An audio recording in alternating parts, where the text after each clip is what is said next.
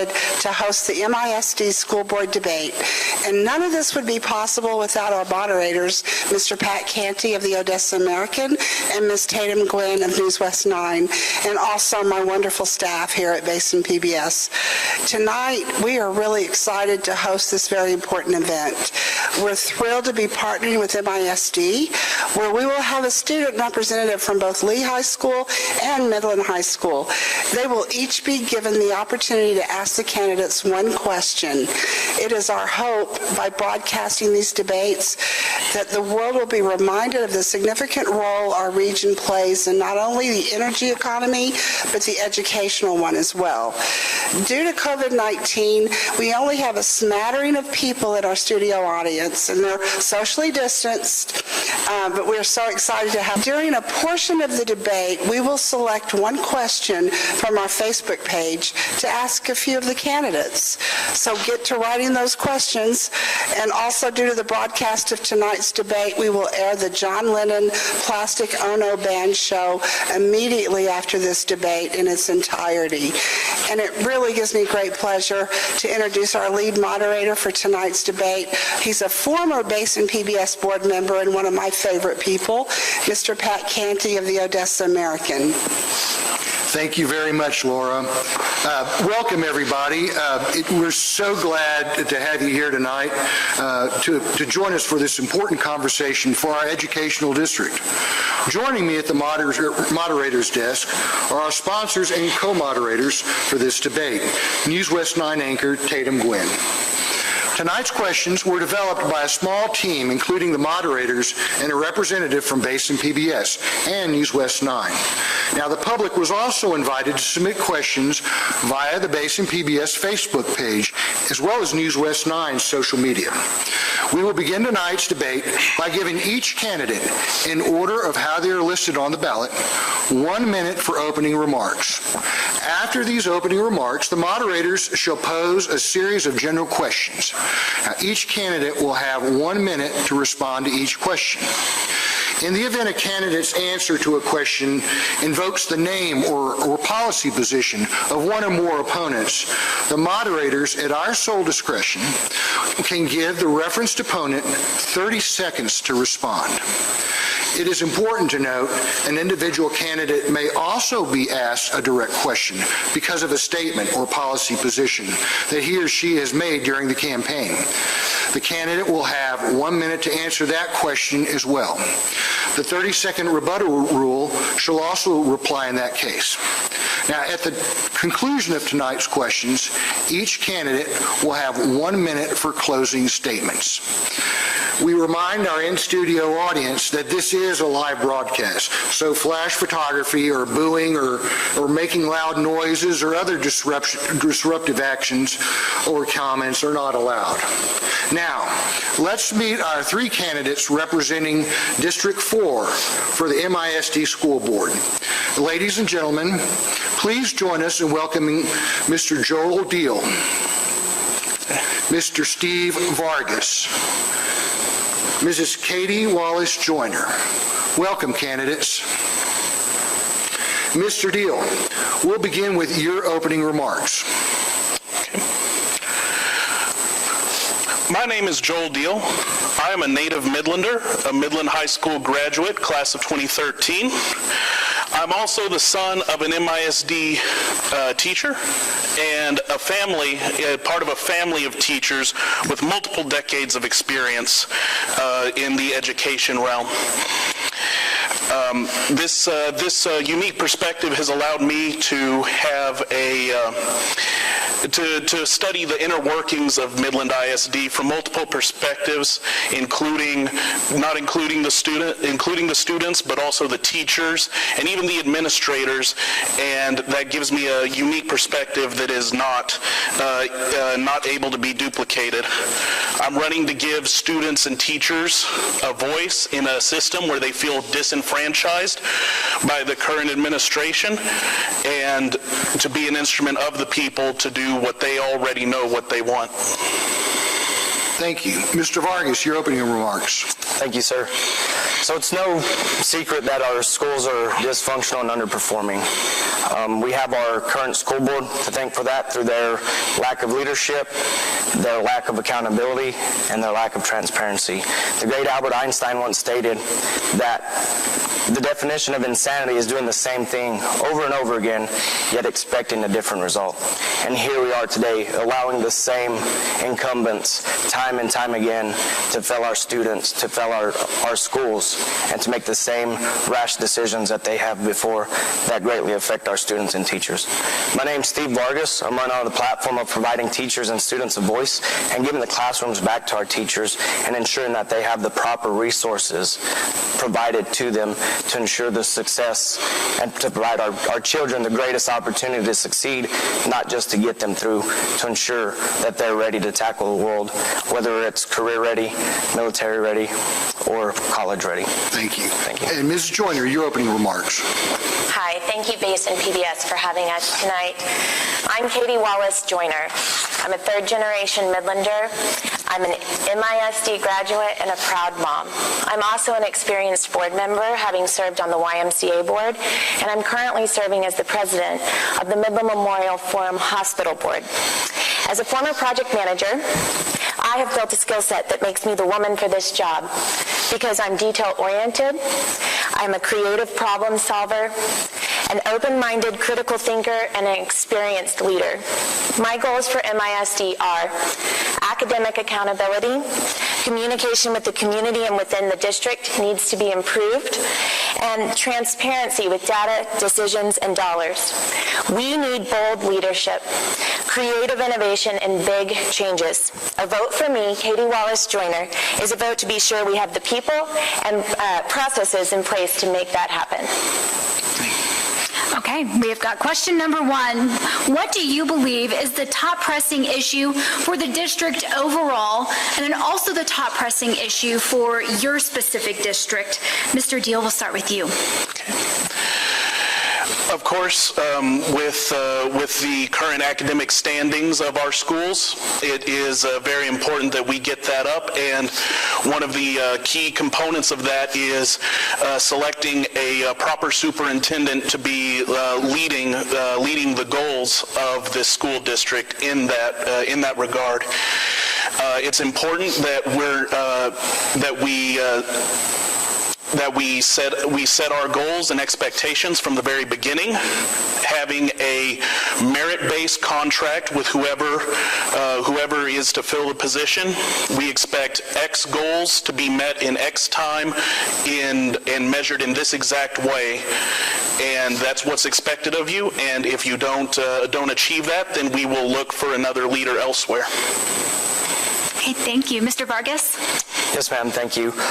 So I'm in agreement with Mr. Deal here. Our academics should be the main focus of any and all school board members, period. We need to start at holding people accountable that have been here since the decline, 10, 15 years from when the decline started to where we're at now, because we all know this didn't happen overnight. And so we need to start by implementing new leadership that's going to set the precedents, that's going to set the example for others to emulate, leadership that's going to hold higher leadership accountable, starting from the top all the way to the bottom, so we can ensure that we're retaining good staff, good teachers and staff that their priority is providing our children the greatest opportunity to succeed.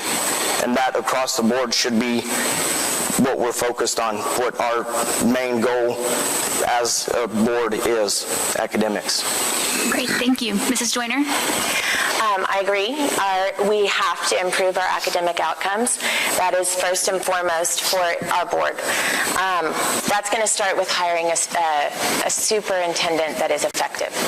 And I think that a new superintendent needs to improve the culture and the work environment within MISD. This person needs to create a two-way, open dialogue within the entire organization. MISD must instill better discipline in the classrooms and enable our teachers to teach and not be dealing with a bunch of behavioral issues. We must also focus on the emotional and well-being emotional and social well-being of our children. That has to be a priority in order for our academics to improve, especially after what we've all been through with COVID. There is still a need for improved teacher recruitment and retention, and we also need to allow there to be more room for pre-K seats for anyone that would like one, not just one that economically qualifies. So what is the one big issue that prompted you to decide to run? Okay, we're going to start with you, Mr. Vargas. So the main issue, and I'll revert back to the academics, I've watched MISD fail my children for the last 8 years.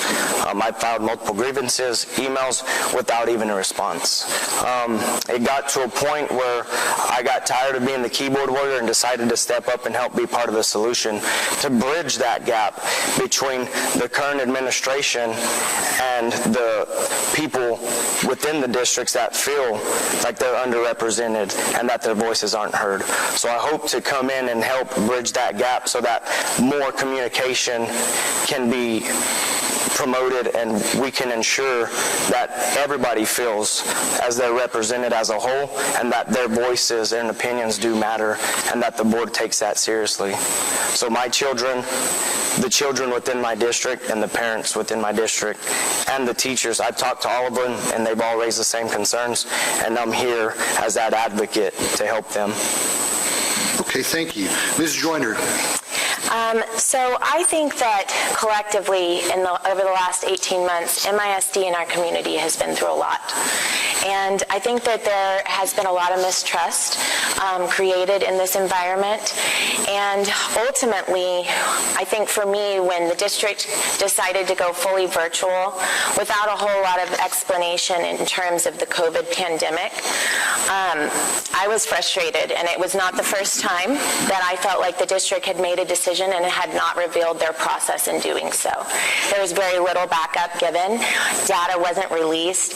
And so I began a petition that garnered almost 1,300 signatures in 9 days to create an option for in-person learning. For me, that was kind of the last straw because we're already up against a gigantic learning gap to begin with, and then we weren't giving our families the best options, in my opinion, for learning. Okay, thank you. And Mr. Deal, your response. Growing up as a son of an MISD teacher, you get the unique ability to listen to other teachers talk in a way that they don't feel comfortable talking about with their campus administrator, definitely not the school board. And so I've grown up with knowing that there's a significant disconnect between our teachers and the administration that is setting policy. So that, coupled with recent events, with the half efforts made, to go back to school virtually, that got sidetracked by other issues, it begs the question of what other duties are not being addressed by the current administration that directly affect the students' education process. Thank you very much.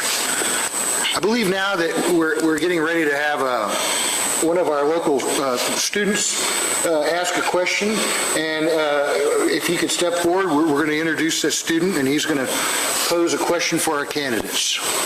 If you could just let us know your name and where you're from. I'm Connor Benson, and I go to Midland High School. What are your thoughts on the current plan to bringing schools back up to full capacity during the pandemic? Okay, we'll start with you, Ms. Joyner. Hi, welcome, Mr. Benson. Thank you for being here and for your question. I believe that we have to start to live with this virus. If we are giving our families and our students the choice to decide where they are best suited to learn, then we're doing ourselves a great service. I know for a fact that a lot of my teacher friends were very ready to be back into the classroom, and this narrative that they weren't wanting to be there has been one that I think isn't necessarily true for a majority of our teachers.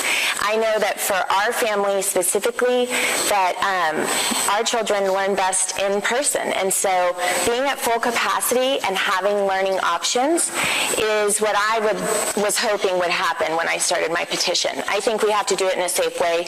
I think we have to be very, very vigilant, but I think we can move forward and teach our kids. Thank you very much. Mr. Deal.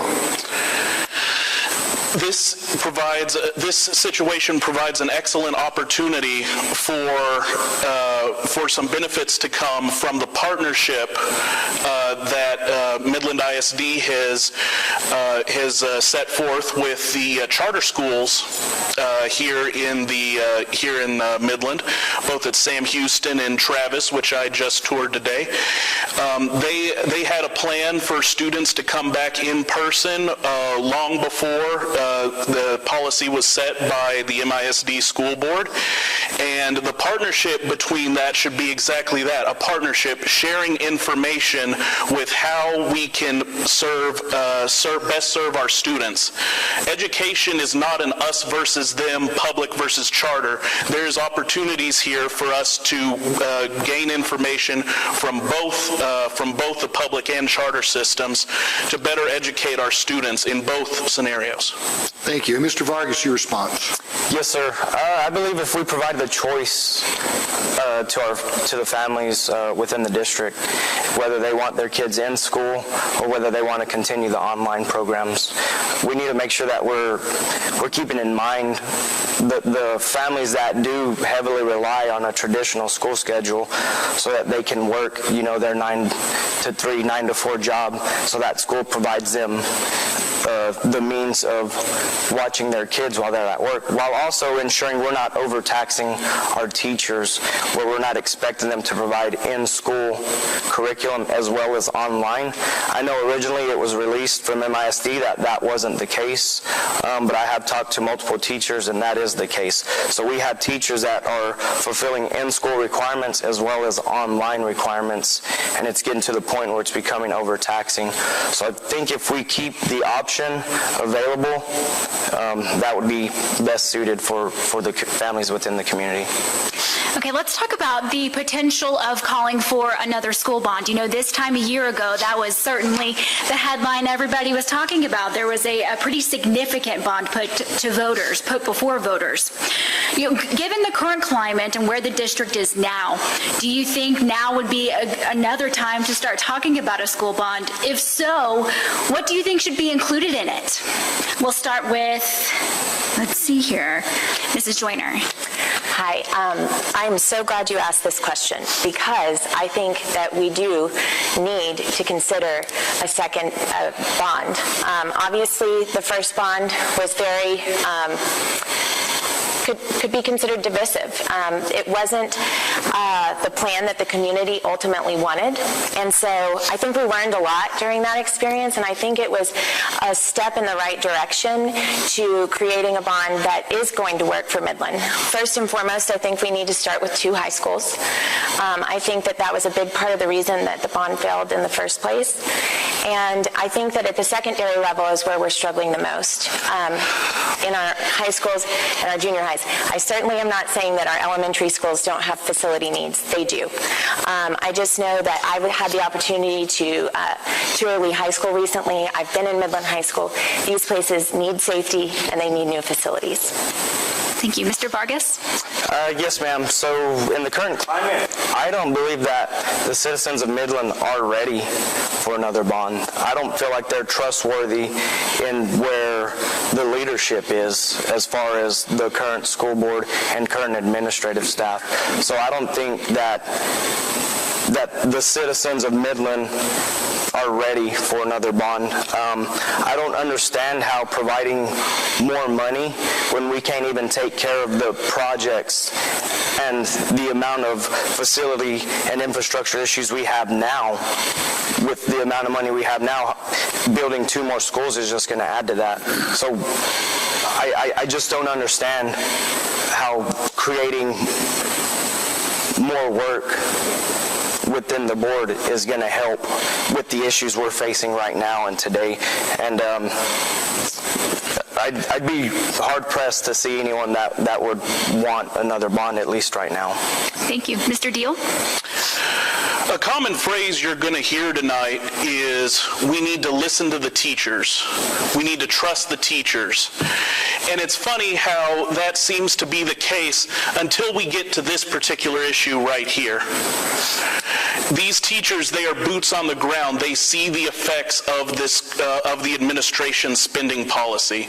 They see where money is being wasted. They see where money is being well spent. They can tell you more than most people that make it their job to know things about school finance, about where we can improve our spending habits, and they frankly don't see any need for a bond. And so that's something that needs to be brought to light, and also the fact that the majority of citizens, they have to budget their income every month, and they feel that Midland ISD should be doing the exact same thing. Okay. What is your opinion about the decision to change the name of Lee High School? And has that opinion changed at all now that we've learned that the cost to the taxpayer for changing that name is probably going to amount to about $3.5 million? Mr. Vargas, we'll start with you. Yes, sir. I believe the issue has been very divisive between the communities. I think there's more issues that take priority over that. We still have campuses that can't provide drinking water to our students. We still have campuses that have HVAC issues. So I think what needs to happen is we need to table it for another date. When this decision came about, they offered about 2 days to the public to get their opinion, whereas when it came to the bond, they offered a long amount of time, and they spent taxpayer dollars on brochures and stuff to push that issue out and to fund that, whereas when it comes to our schools, it's not given that same priority. My personal opinion doesn't matter because we have a constituency that we're representing. So whatever the citizens of District 4 think is important, that's what's important. Okay, thank you. Mr. Deal. Everything about this issue has been wrong. How it was done, when it was done, the manner in which it was done, the outreach to the community that was basically non-existent was done wrong as well. I feel that this is just is another example of how this school board is not responsive to its constituents. They feel that they can do whatever they want, whenever they want, regardless of the circumstances. If it's this issue, or another issue that directly affects the teaching of the students. I am personally not in favor of it because I feel that the people that push this issue are using children to advance political policy that I quite frankly find abhorrent. Thank you. And Ms. Joyner, your response. So as I've gone door knocking and meeting the constituents of District 4, this has come up quite frequently. And I know it's on the heart of a lot of people because I think it is emotional. And the board ultimately has voted to change the name. So I think the discussion now that we need to consider is what that looks like in the future for Midland and how do we implement that. And the price tag is certainly large and has to be considered. One thing that I realized in touring Lee High School recently was that if we were to build a new high school, it would make sense to have a name change coincide with the possible new construction, because it doesn't make sense to start over in the building that we're currently in, I think. And so ultimately, I just think we need to consider how we're going to be a unified front, and timing will be important. Great, thank you. If elected to the District 4 seat, what are your thoughts or your ideas that you would bring to the table on what to do with the Ranchland Hills Golf Course? You know, the district purchased that for a pretty penny, over $9 million. They take possession of it come November 1st. What are your ideas to do with it? Mr. Deal, we'll start with you. Last time I checked, MISD was a school district, not a real estate company. And quite frankly, I feel that's the opinion of the majority of voters in District 4. They don't understand it, and they quite think it's a frivolous waste of money. And here comes the school district again, coming to them hat in hand, asking for more money. So one of the things that needs to be done is the school board needs to be openly transparent about this is the exact plan that we have for this property. It's going to cost exactly this much according to our studies, and quite frankly, none of that has been presented to any of the constituents, and they think that this is another reason why they are not pro-bond by any stretch of the imagination. Thank you. Mrs. Joyner? Okay, so on the Ranchland Hills purchase, I do think that MISD could have made a better deal after the purchase happened. I think that we're renting it back to them for $1 or something to that effect. I don't think that makes a lot of business sense. I do think that the sole purpose was always to have it be a future site for a high school, which I think is broad visionary future planning. So I think that's good. I do think that there needs to be more transparency in the decision-making process. We need to understand how MISD arrives at these decisions, especially the decision to rent it back to Ranchland Hills, a for-profit place for $1. And I think that there are ways that we can collaboratively as a community come up with a way to better utilize it until it possibly becomes a future site for a high school. Thank you. Mr. Vargas? Yes, ma'am. So I believe this is one of those times where they put the cart before the horse. I think it was purchased in anticipation that the bond would pass, and so that they would have a future site for a third high school. Obviously, that's not the case. When it comes to figuring out something to do with it, I believe we should give that to the public, to the schools. What would you like to see this turn into? How can we now turn this $9 million deficit that is just digging us a deeper and deeper hole because we're paying the maintenance fees on it. We're drilling the water wells. We're not renting the water back to the people that are supposed to be providing the service there. So I think we should provide that opportunity back to our constituents and to our schools so they can decide what would best benefit MISD as a whole to do with that property. And I think it'll help instill some of that trust back into the board because we're giving them the opportunity to make a big decision like that. That concludes our question and answer portion for tonight, and now we're going to move on to our closing remarks. We'll start with you first, Ms. Joyner. Okay, great. Thank you. I'm running to take care of our kids and provide our children with an education system that works. I believe that we can make a difference in the lives of children with the right people in place. We are not stuck, and we do not have to settle. Our district can improve, and that's why I'm here tonight. We need bold new leadership, creative innovation, and big changes. A vote for me, Katie Wallace Joyner, is a vote to be sure we have the people and processes in place to make that happen. Thank you. And to you, Mr. Vargas. So in closing, I'd like to thank everybody for showing up. This is a step in the right direction, putting this out and letting the community let them know that there's more options than what we have now.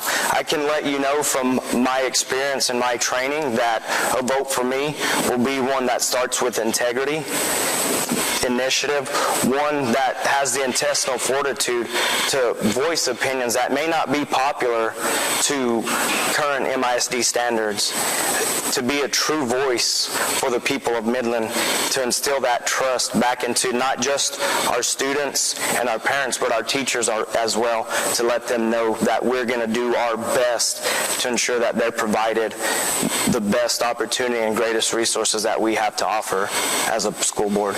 Thank you very much. And Mr. Deal, your closing remarks. All right. My name is Joel Deal, and I am running for the people of District 4. I'm running for the students from Bowie to Burnett that deserve a better education than they're currently getting. I'm running for the parents that deserve to have a voice on the school board that is, frankly, non-existent under the current administration. I'm running for the teachers of District 4 in Long, Lamar, Bowie, Burnett, and the Midland Alternative Program that feel like they have been disenfranchised by an administration asleep at the wheel. And I'm also running for Midlanders that believe that since they have to live within a budget every month, they expect the same of their school board to make just as good decisions as they have to provide for their children. Thank you very much. Well, that's it for this segment. On behalf of Tatum Gwynn and myself, I would like to thank the District 1 candidates for participating in tonight's MISD School Board debate. Please stay tuned as we take a short break, and when we come back, we'll hear from District 2 and District 7 candidates. Thank you. Thank you very much. Thank you.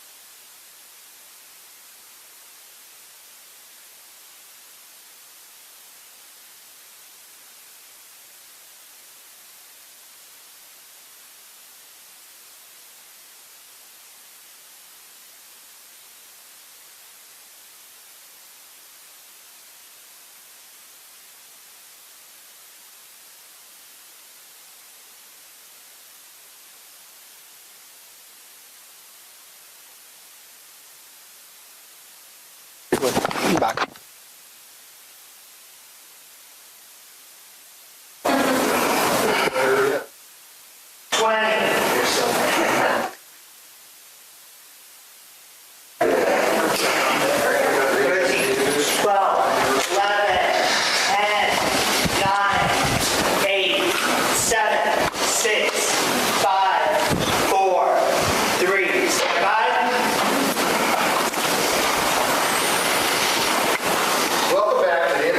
School Board debate here at the Anwar Family Studios. Next up, we have candidates from District 2 and 7. Tonight's questions were developed by a small team, including the moderators and a representative from PBS, and as well News West 9. The public was also invited to submit questions via the Basin PBS Facebook page, as well as News West 9's social media platforms. And we'll begin tonight's debate by giving each candidate in the order of how they were listed on the ballot. 1 minute for opening remarks. After these opening remarks, the moderators shall pose a series of general questions. Then each candidate will have 1 minute to respond to each of those questions.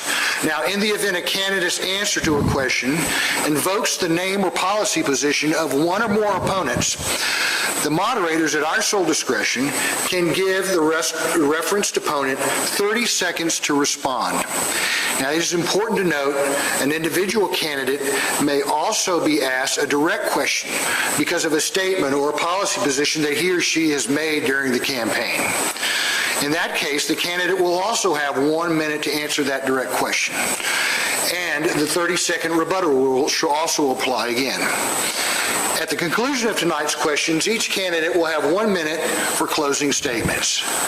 We remind our in-studio audience again that this is a live broadcast, so flash photography, booing, making loud noises, or other disruptive actions or comments will not be tolerated or allowed.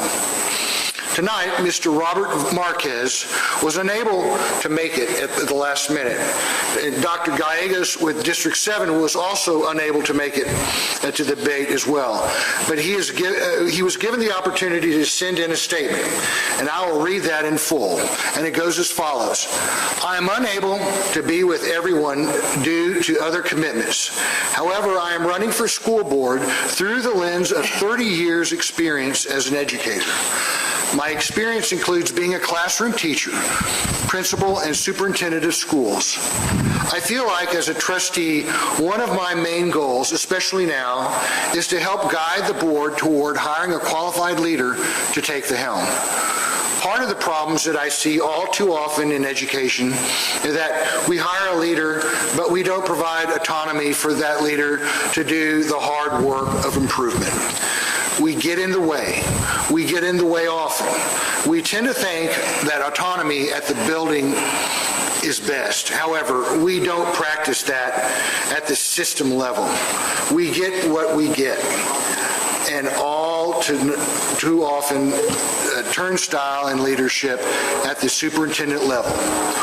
Or if we set academic scores improvement goals, we don't tend to give the leadership the time to sustain improvement. Improvement is only going to happen when the system creates a culture of improvement. My main goal is to help in that endeavor. When real quality, measurable improvement happens, we have to adopt a cycle of improvement to sustain it. We don't tend to do that. I want us to do that. Signed, Dr. Joseph Gallegos. With that said, now let's move on and meet our candidates representing District 2 and 7 for this MISD school board. Ladies and gentlemen, please join us in welcoming Mr. Marcus is not here tonight, so Ms. Rachel Davis. Hi, and thank you. Welcome. And Mr. Brian Murray. Hi, thank you very much. Welcome, candidates.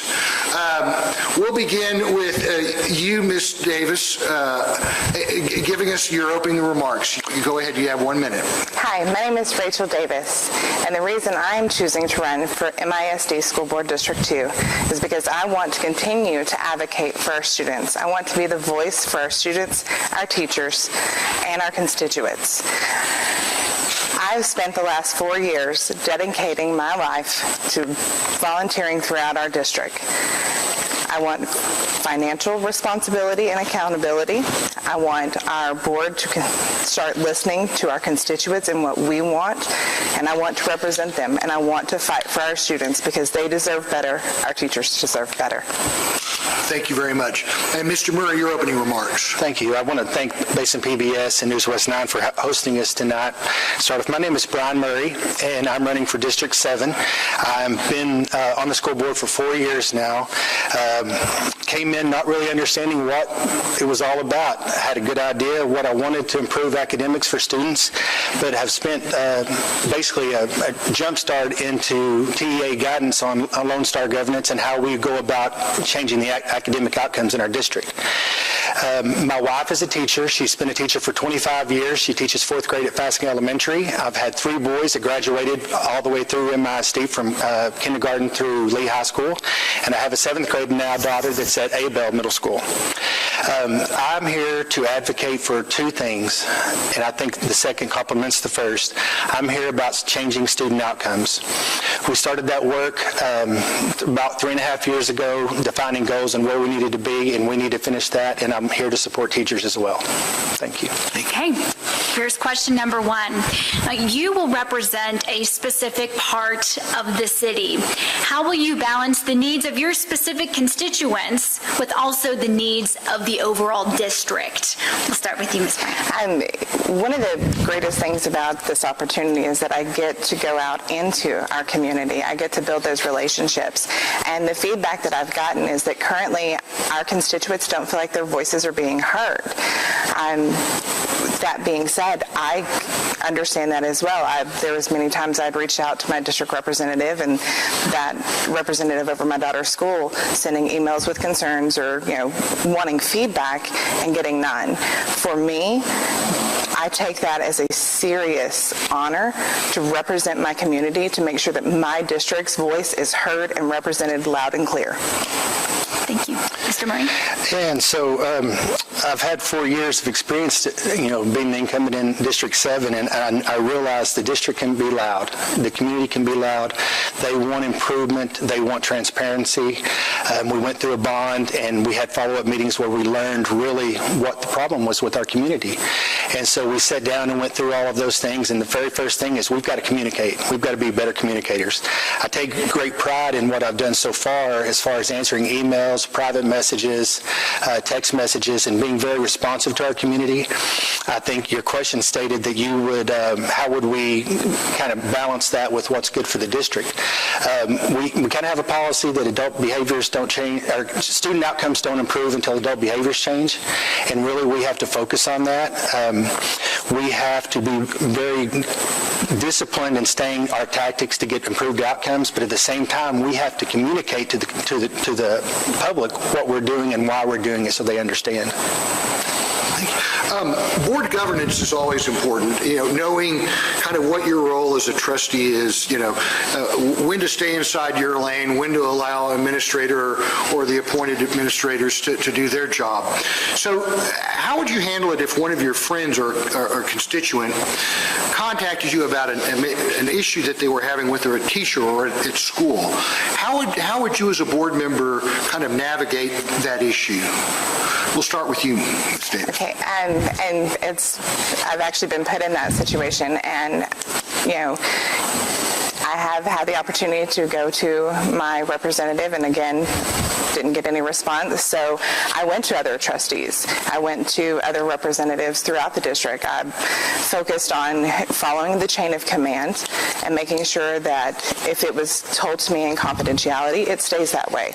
When I give someone my word that I will not share if it's a personal complaint or they're worried about losing their job, which a lot of the teachers are worried about retaliation currently, they know that they can come to me and I will never break that trust. I can advocate for them and ensure that their message gets across in a non-confrontational, constructive way, that we all get the results that we want. Thank you very much. Mr. Murray, your response. Yeah, so there's really a direct chain of command, and I know I've had friends that ask me questions, and they try to use that role, but nobody's ever really pushed that envelope. But I think what you've got to do is you've got to direct that particular parent to their teacher first, and if they can't get their problem resolved with the teacher, they go to the principal, and there's a further chain that you follow all the way down until you get a result that either works for you or we have to make a change. And so I think Ms. Davis alluded, she said other trustees, but I did help her out at one point whenever she had a problem that she reached out to me, and I was able to help her get some clarity by working with her principal. And so I think it's really a matter of communication and starting at the right level so that you include all the people, because you get the best answers when you're going to the direct source. Thank you very much. Now we have an opportunity to field a question from one of our students from Midland High School. Welcome, Sebastian Paris. Sebastian, what's your question? All right. My question is, the past 9 months has made the school system and community realize how important technology is to our future. What is our plan to update and further technology students and teachers use in the district? Thank you very much, Sebastian. Mr. Murray, we'll throw that to you first. Great question, and thank you, Sebastian, for being here tonight and having the guts to come and be on TV and do that. You're exactly right. We were caught off guard. We've been behind for years in our technology at MISD, and so the board made it a priority this past year that we were going to one-to-one technology. So when we did the budget this past year, that was counted in for every student to be able to have a device that they can use use. At the same time, we were partnering with, MISD was partnering with the city and the county to run fiber optic lines so that we could have better internet and Wi-Fi in all our campuses. I know my children went through Lee High School, and there's certain places on that campus where you just don't get service. And so that's something we've got to be better at, and we've got to focus on it. We have the resources to take care of what we need to do, and so I think this board is paying attention to that. The devices haven't showed up yet, so I was a little embarrassed by what we had to pass out to start this year, but they're coming, and we will take care of that problem. Thank you very much. Ms. Davis. Being further out in south of MISD in Midland County, we dealt with some technology issues, to say the least, the last part of last year and the beginning of this year. And I have two children, and one is in first grade and one is third grade. What was told to me as a parent is that we only got one Chromebook allowed per family. Well, that was concerning because we were told that we were going to have technology available for every child at MISD. And unfortunately, sometimes that wasn't the case. The condition of the Chromebook that my daughter got the first time, we had to change out. The condition of the second one was better. I ended up having to personally up my internet service, and I think that it should be a great focus. If we are going to continue to offer online instruction, they need the best equipment possible available now. Not 6 months ago, not 3 weeks from now. Thank you. This question kind of piggybacks off of the last one. Given the challenges the district has faced really within the last year, we've had a failed school bond, we do an education in the middle of a pandemic, the early exit of a superintendent. Where do you think the board could make the biggest impact in the immediate future? Mr. Murray? The biggest impact right now is we could turn our principals loose, give them the supports that they need on their campuses to let teachers teach, take away all of the red tape. In MISD, the actual program that they're using is Relay. That causes a lot of heartburn for a lot of teachers because there's a lot of boxes to check, and you go through and check this box, check this box, check this box. Well, at the end of the day, a lot of times that doesn't really reflect better results. So what we need to do is we need to give our principals the latitude to go out and take their teachers and give supports to them and say, what do you need? Let us give it to you. You go make it happen. Because education happens in the classroom, and if you don't have teachers feeling empowered to make that happen, given the autonomy that was spoken earlier about, we won't have it. So we really need to move that down to the campus level and give our teachers a chance to teach. Mrs. Davis? I agree to some extent with Mr. Murray. I think that we need to go even a step further, not just with our administration, but also our teachers, allowing our teachers to do what they do best. And by providing them with training and updated classroom materials, and instead of our teachers having to dig into their own pockets to pay for supplies, we need to provide those for them. That's what we're here for. That's what our tax money goes to, is to help educate our children. I think that classroom autonomy is a huge proponent in the right direction, to make it better. I think that having our teachers know how much we appreciate them and actually showing it, giving them, the freedom to do what they do best, and that's teach, is definitely the right step in the academic and, improvement of our students all across the district. May I add one thing, since she said my name, I just want to make one clear. I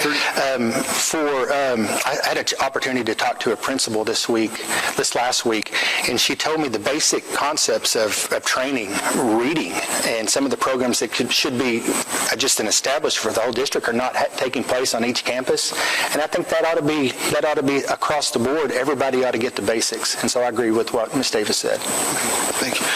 So to follow up on Tatum's question, a few things popped up in that pandemic. Fired superintendent, this new school year trying to navigate through this pandemic. Given that the board terminated his contract and he still had time remaining on it, and the district was headed into such a kind of a roller coaster year, what are your thoughts about the board's decision to terminate the superintendent at this time? We'll start with you, Ms. Davis. Personally, I feel it should have happened 12 months ago. The minute that we start noticing a decline in our academic performance, that is what we hire a superintendent for. That is what we go out and we search for this person. And the current board sought him out thinking that we made a clear vision and goals of what we had planned for MISD and what direction they wanted to go in. And the minute that didn't start happening, there should have been some serious consequences. We have got to bring the focus back to academic improvement first and foremost. We've got to educate our kids. Why do we send our kids to school? To get an education. We have got to start communicating. Find a leader that understands what being a leader means, and that's taking accountability and responsibility for not just the successes, but also the failures and the opportunities we have to improve. Thank you. Mr. Murray. And let me correct one thing. It's actually, we've moved to, we proposed termination, so the termination actually hasn't happened yet. So we're in that process because there's an internal period where Mr. Riddick has some opportunities. I do want to reiterate, without getting into the details, I spoke earlier about being brought in by fire into Lone Star governance, and so we went through a process of setting goals, setting goal progress measures, and setting constraints for our district. At year one, we evaluated the superintendent and said, hey, the main thing are academics. You're following off on a theory of action. Let's come back to the main thing. On year two, in an evaluation, we said, hey, academics are not trending where we want them. You're flat. You're not moving where you want to be. We need to make a change. So year three in the evaluation process, we said we can't go on this more. Our students deserve better and our community deserves better, and so we have to make a change. Let's talk about student achievement. You mentioned this briefly, Mr. Murray. One of y'all's goals is to improve student overall outcomes. The most recent TEA data shows that 9 of Midland ISD's campuses are failing. They weren't able to or didn't put out data from last year because of the pandemic. So, what can you do to try to move that forward? It's been a challenge. That's the one thing that y'all have been trying to do for the past 4 years. There has been some progress, but it's not near enough from where, according to viewers telling us they need to see more. How can you progress that further? How can you move the needle, Mr. Murray? So that absolutely is the main thing that we've got to focus on, and that starts by putting the focus back on the campus and on the classroom. We really started focusing supports there, getting our supports to the campus, but and I'm sorry, I just lost my train of thought. We have to get in those buildings, change that. There's 3 parts, there's 3 parts of the TEA's guidelines. And so one of those is just direct, you scored well on the test. There's another part that just talks about growth. And so what we need to do is start taking incremental steps, and let's get the growth. Let's take these F campuses, which 9 of them are unacceptable. We went from 4 to 9, which was, going the wrong direction. But let's take incremental steps and let's get that growth back on target. Let's move that needle first. Let's move each student. Let's move the student that's failing up to acceptable. Let's move acceptable to the very best level, and then let's make a difference in MISD. And we can do that. We have the ability to do that right now. Ms. Davis? Absolutely. That's a fantastic question. And one of the things that I think that should be addressed instantly is having behavioral specialists at every campus. What that means is when there is a disruption in the classroom, instead of the teacher having to stop and focus on one child, which takes away from the entirety of the classroom, a behavior specialist steps in and she takes the student and provides what that student needs, while the teacher can do what, they do best, and that's teach. I'm bringing in reading interventionalists and math interventionalists is a huge first step also. It's bringing in these specialists that can come in and work with those students by grouping them together, pulling the ones that maybe aren't reading on a certain level and grouping them with ones that are, to integrate the child's individual needs. And again, focusing on education and not behavioral issues in a classroom, I think will give our teachers the opportunity to have our children succeed. So this question came to us via one of our social media platforms, and it kind of dovetails with the question Tatum just asked. And it goes as follows. Our district's reputation for academics has noticeably declined over the years. What do you believe is a reasonable time frame for all this to be kind of amended and to turn around and to show improvement? They're saying, what's a reasonable time frame to expect? Me first. So in the training we've been given, the state originally started with 3 years, and so that's really what we set our goals out, was for 3 years to make a change in academics.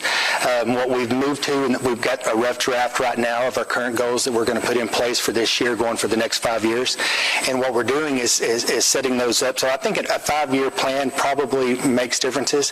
What you need to do is we have Go Progress measures. We're not waiting till the end of 5 years to see where we've been.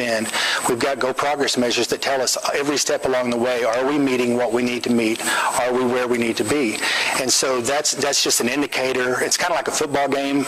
You don't wait till the end of the game to decide, we need to make an adjustment. You need to make an adjustment on the move and as you're going. So I think it can be done in 3 years. It's a slow-moving process. It takes time, but we ought to see academic improvement every year. We're just not going to reach our goal until at least 3 years, maybe 5 years. Thank you. Ms. Davis. I have to disagree. I have a third grader and a first grader, and when one of my children is struggling with even something as simple as my first grader struggling with the letter F and how to write it, when you focus on that child and you give them that one-on-one that they need and that encouragement, and you reiterate what it is that your expectations are of that child, they will rise to the occasion. One of the things that I personally believe is that when you take a plan and say that it is 3 years, 2 years, now let's do that in 6 months. Absolutely. If it can be done in 12 months, it can be done in 6. Bringing in behavioral specialists, making sure that our teachers have what they need as far as, trainings and materials, and giving them every single piece of equipment that they need to succeed, our kids will rise to the occasion. Thank you. At this time, we've completed our question and answer session, and we'll move on to our closing remarks. Mr. Murray, we'll start with you. Okay. Again, my name is Brian Murray, and I'm running for District 7. I've invested 4 years into MISD as a trustee, and about 15 other years raising kids through MISD. I've been a PTA president. I've been a PTA president for the City Council of Midland. I've been Booster Club president of the high school football team, the baseball treasurer as the baseball team. I am invested in MISD. Earlier I said I had 2 goals, and really improving student outcomes for our students and helping the teachers to get there. I think when we close the door of losing really good teachers, we are going to open up a whole new academic outcome level that we've not seen, and we really need to get there. We've got a culture problem, and we've got to address it. We've got to put the power back on the campuses and let things take off from there. I'm excited about where we are and what we've got to do. We've got a lot of work to do, and I'll be the first to tell you we didn't get there these last 4 years, but we're on track to start moving the needle. Thank you very much. Ms. Davis. Again, my name is Rachel Davis, and I'm running for school board trustee for District 2. Your vote for me will ensure that our focus will always be on academic performance of our students. That's first and foremost. Second of all is encouraging our teachers and give them classroom autonomy, making them part of our conversations. They are our frontline teachers. They need a voice also. I want to be that voice. And lastly, financial responsibility and making sure that our tax-paying money is invested in correct ways that we can understand as constituents and ways that we can understand as parents. I will continue to advocate for all of our students throughout the district, not just District 2, but throughout MISD. I want to be your voice. I am one of you. Thank you. On behalf of Pat Canty and myself, I would like to thank the District 2 and 7 candidates for participating in tonight's Midland ISD School Board debate. Please stay tuned as we take a short break. When we come back, we'll hear from our District 1 candidates. Don't go anywhere. Thank you.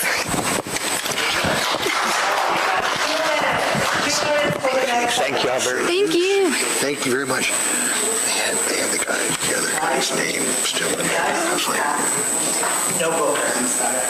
no Booker. And that's the only one. We got Fuller and we got Galindo. Cool. Okay, so where do you want to start? Just would you potluck? Just one of this. You want to go back to the original? Yes, okay, so the first question I have is,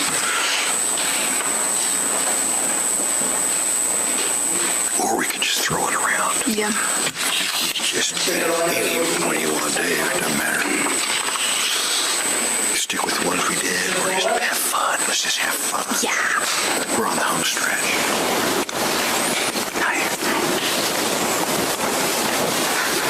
Mr. Fuller, you'll be in. Oh, okay. Yeah. All right. We're 1 minute out, 1 minute. It has on the rundown that it's you. Haven't they did you for closing? 45. I don't know. We'll see. Lord, who cares? I could have used another water, though.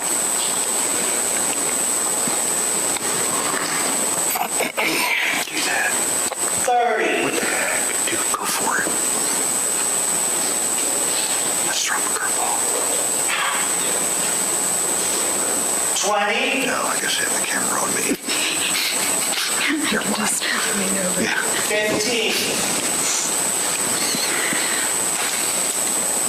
9, 8, 7, 6, 5, 4, 3. Welcome back to the MISD School Board debate here at the Anwar Family Studios. Tonight's questions were developed by a small team, including the moderators and a representative from Basin PBS, as well as News West 9. The public was also invited to submit questions via the Basin PBS Facebook page, as well as News West 9's social media platforms. We'll begin tonight's debate by giving each candidate, in the order of how they are listed on the ballot, 2 minutes for opening remarks. After that, these opening remarks, the moderators will pose a series of general questions. Each candidate will have 1 minute to respond to each question. In the event a candidate's answer to a question invokes the name or policy position of one or more of the opponents, the moderators, at our sole discretion, can give the referenced opponent 30 seconds to respond. It is important to note that an individual candidate may also be asked a direct question because of a statement or policy position that he or she has made during the campaign. Now, in that case, the candidate will have 1 minute to answer that direct question as well. And the 30-second rebuttal rule shall still apply. At the conclusion of tonight's questions, each candidate will have 1 minute for closing statements. We remind our studio audience once again that this is a live broadcast, so any distractions such as flash photography, booing, or making loud noises or disruptive actions is prohibited. Tonight, Mr. Michael Booker with District 1 was unable to attend due to a previous scheduled conflict, but he was given the opportunity to send in a statement.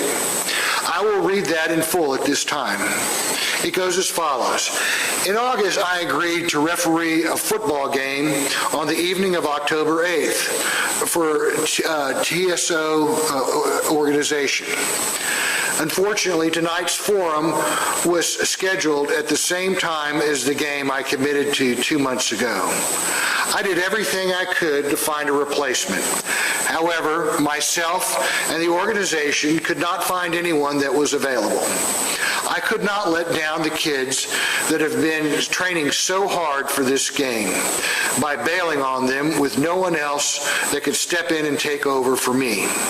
I have made the decision to referee for the athletes tonight instead of attending this forum. I apologize apologize to all the voters that are attending and listening in hopes to hear my perspective.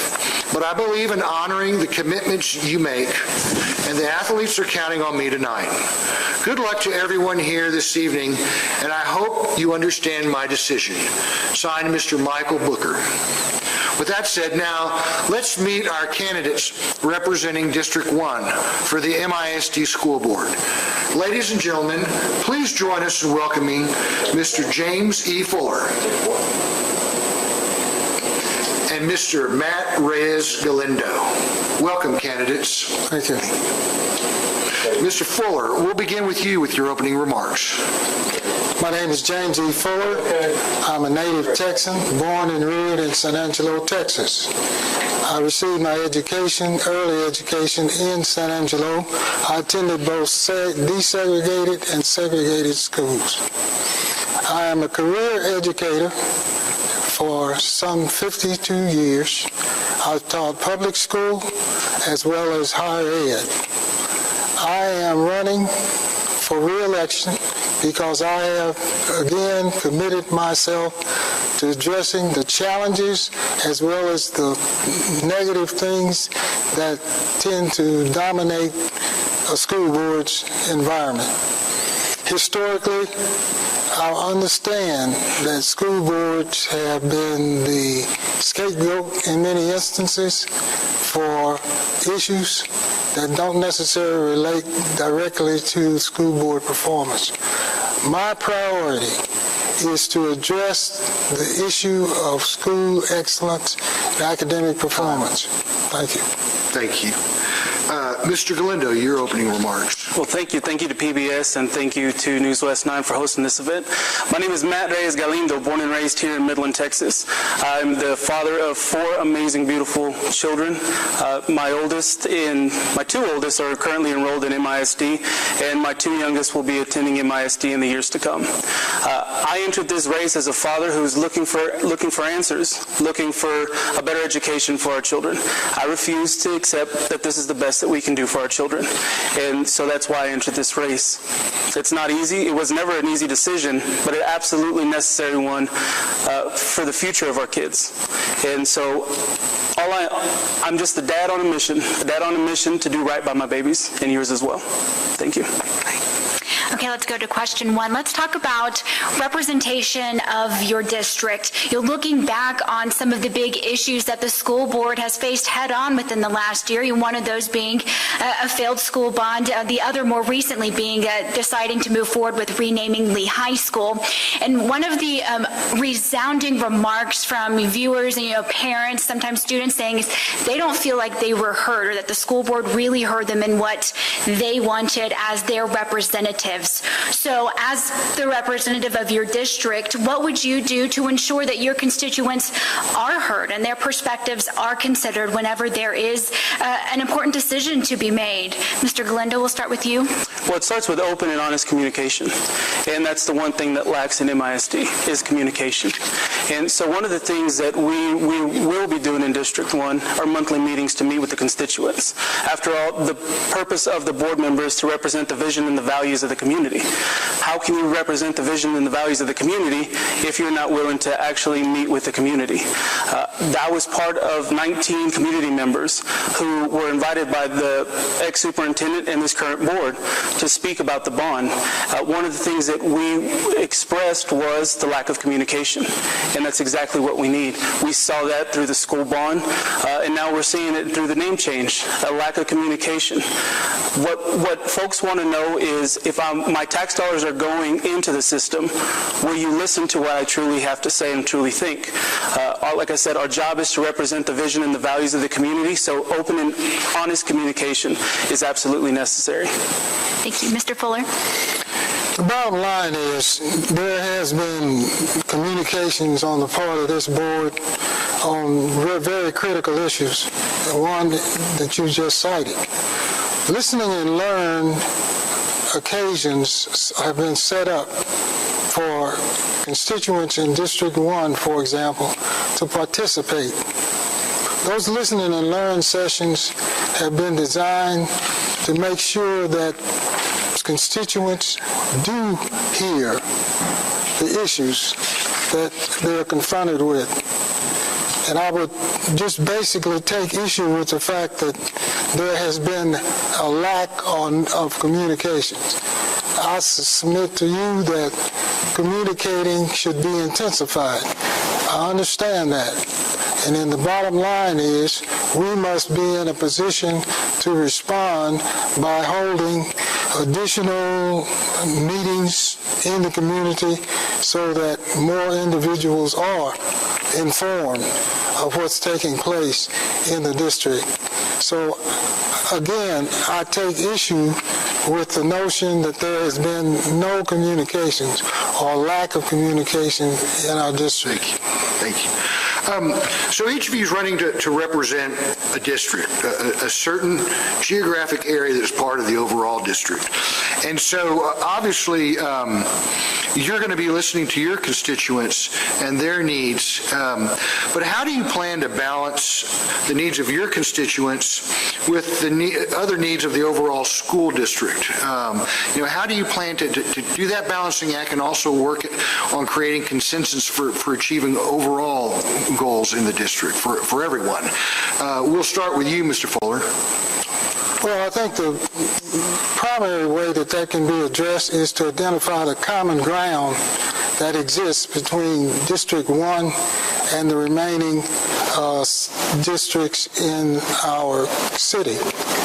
Common ground meaning, number one, we have students in District 1. We have students in MISD, of which they are a part of the population. And in doing so, we should look not only at how they compose a segment of the larger district, but we should also look at the fact that what teachers do within the context of our mission is also a part of District 1 as well as the district as a whole.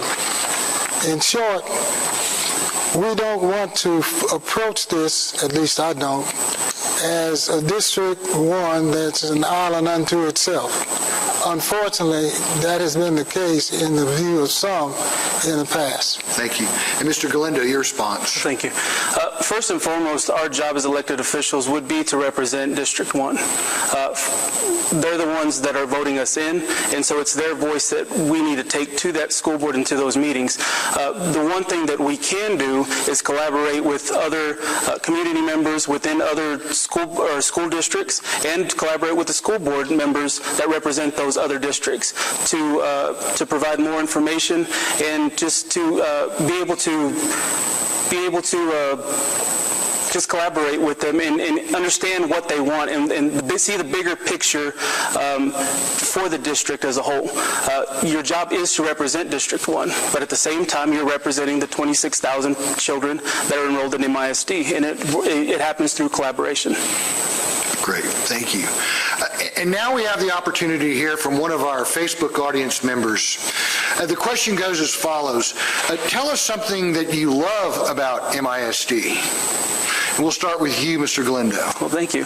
Well, first and foremost, they're educating my children. So anyone that has any kind of involvement with my children, of course, we're going to love. I think the opportunities that they have presented through the coronavirus and through Online Academy is amazing. I think that's a great opportunity for parents, especially those who do not feel comfortable with sending their child to the school. It gives them a great opportunity to still get that education at home. There's amazing work being done in MISD. It's not all negative, but there are definitely areas that need improvement. Thank you very much. Mr. Fuller. I'm glad to hear that my opponent recognizes the fact that there are some significantly positive things taking place in Midland ISD. Very glad to hear that. Matter of fact, I'm really impressed that you feel that your students, your children, are being impacted in a very positive way by MISD. And I would further reiterate the fact that here you stand as an opponent in this race, but yet significantly you are a product of MISD and the positive things that were put in place for you to experience success. Thank you. Let's talk a moment about communication again. You know, when there are significant decisions to be made, and the school board plays a very big role in that, and Mr. Fuller, you mentioned about there have been many listen and learn sessions for whatever the issue might be, whether that be the academics to a school bond, and there seems to be a challenge of communicating when and where those are, and quite frankly, getting people to show up to those. So as a representative of your district, what would you do to not only motivate your constituents to know what's going on, to be informed, but also motivate them to show up and be engaged in the conversation that you all hope to have with them at those type of sessions? When it comes to communication, Mr. Fuller, we'll start with you. Well, that's a challenging responsibility. It's a challenge to get people out, period. What I would do, and what I've done in the past, is to have meetings within the immediate district at cafe, at the schools, calling people on the phone, talking to them, and having the opportunity to share ideas with them even at church. I believe that we must understand, as a part of our communications, that parents have a responsibility to respond to media announcements that we might use to inform people about meetings within the context of our community. We have a responsibility as representatives to let the folk know that these things are taking place. However, the parents or my constituents have a responsibility to be that extension of the initial announcements relative to activities, meetings that are taking place within the district. Thank you, Mr. Galindo. Thank you. So the first way that we go about it is by building relationships throughout the community. That's the one thing that we've heard, or I've heard, knocking on doors, going door to door, and meeting with community leaders and community members. Building that relationship, letting them understand that I'm just Matt. I'm not coming in as Trustee Galindo. I'm coming in as Matt, a father of four. And when you build that relationship with them and you get on a personal level, they feel more comfortable to come to you. One of the things that we need to utilize is social media. The one invitation from social media is able to bring us together, and folks are able to watch this debate on social media. So using the tools that we have now, but it's all about building relationships with them. Yes, the parents do need to be involved, but part of it has to do with us making ourselves available, making ourselves approachable, and relatable. So let's talk about the recent kind of controversy this community's kind of grappled with, and that was the name change for Lee High School. What's your opinion about that name change, and has that opinion changed at all since the revelation has come out that the cost of changing that name is going to approach somewhere about $3.5 million? What are your thoughts on that, starting with you, Mr. Galindo? Thank you.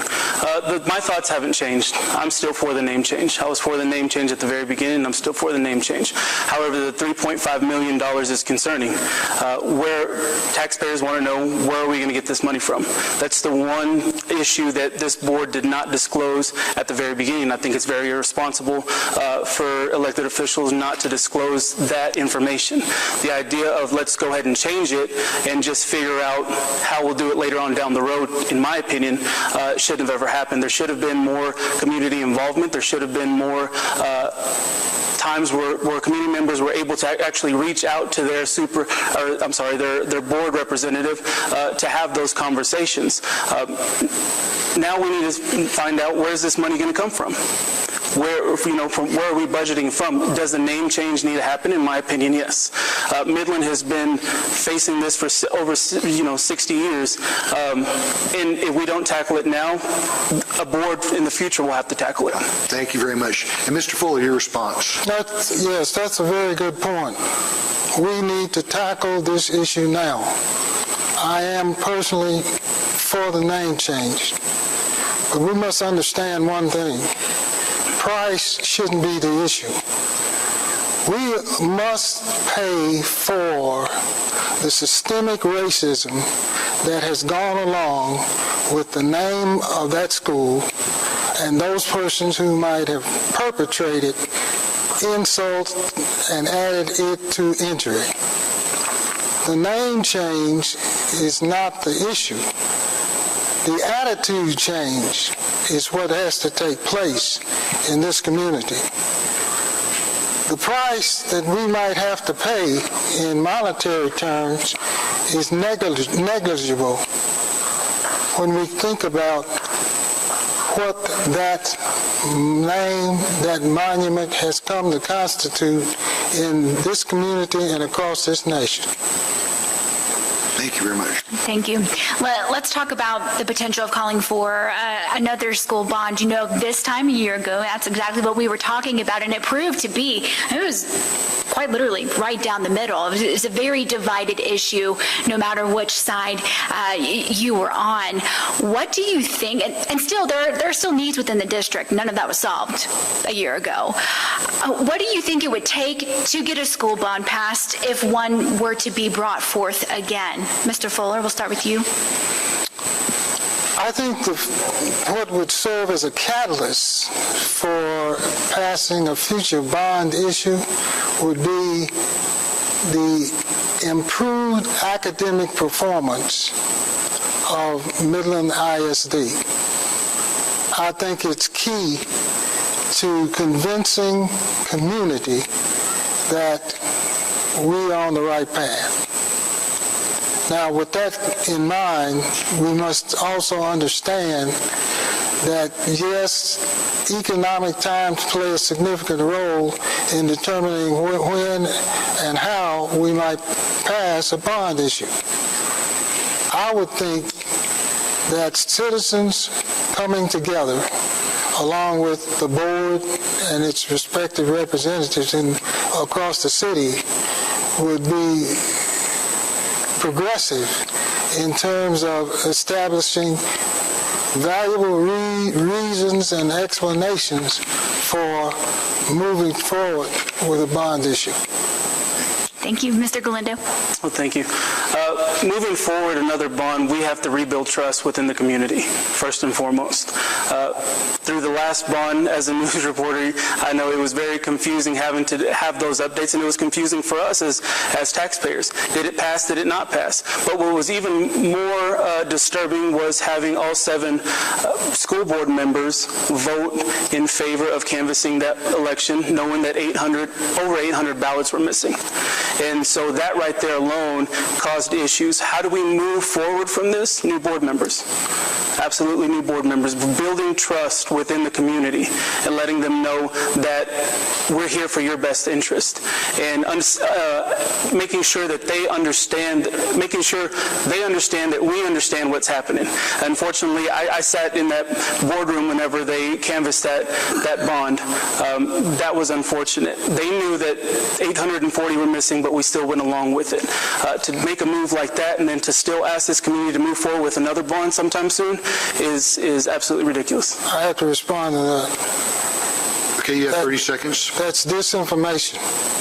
We were not responsible for counting those ballots. We were responsible for canvassing the election. We had no access to the scenario that you described because that came later when questions continued to be raised about the ballots and the count. Okay, thank you. Let's talk about in-district charter schools. Okay, we have Idea Travis opening this year. We have the Young Women's Leadership Academy, or Carver. What is your opinion of charter schools and how they operate in the city juxtaposed or in relation to the district and public schools? Do you see them as a good thing? Do you see the district's obligation to try to build kind of partnerships and synergies with them? Tell us what you feel about that, starting with you, Mr. Fuller. Any partnership is a good one if it works to the good and for the good of students in the community. I personally am not a strong proponent of charter schools, but what we have in place here in Midland is district charters that are working in concert with the public school initiative. They are a good thing when we can see, as at Travis currently, there being a significant improvement among students. I think it's an opportunity for charter teachers, principals, and teachers and principals in our regular community school setting to duplicate, replicate processes of instruction and delivery of our product. Thank you. Mr. Glenda. I actually had the opportunity of touring Travis this morning, and I was very impressed with just the way that it operates. I think it's going to be absolutely phenomenal for the students there at Travis, especially considering how far behind they are. However, I do not care. How we got to the point of needing charter schools is the issue that I have. This district has done an amazing job of controlling the narrative.